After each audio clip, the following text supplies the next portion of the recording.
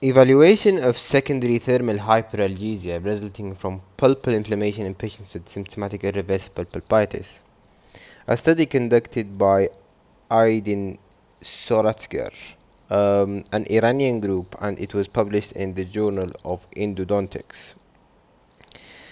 Tissue damage can lead to inflammation and formation of inflammatory soup, and it can also sensitize nociceptors in the tissues at higher level neurons and can eventually result in hyperalgesia and allodynia.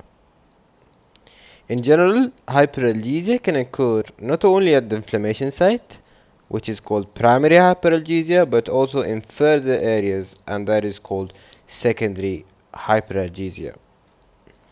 Peripheral mechanisms are responsible for painful response at primary hyperalgesia.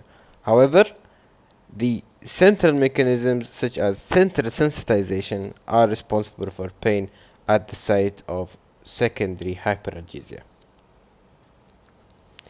This clinical trial aimed to assess the occurrence of secondary thermal hyperalgesia after pain and pulpal inflammation in teeth with symptomatic irreversible pulpitis.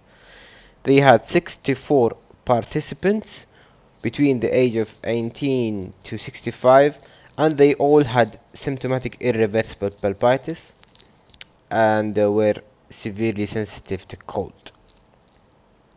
They used a visual analog scale of 100 mm in order to assess pain.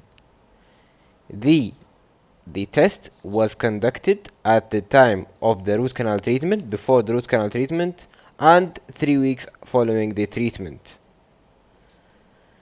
The cold test was performed to the actual offending tooth with SIP and the adjacent tooth, the same tooth in the opposite jaw, and the same sound contralateral tooth.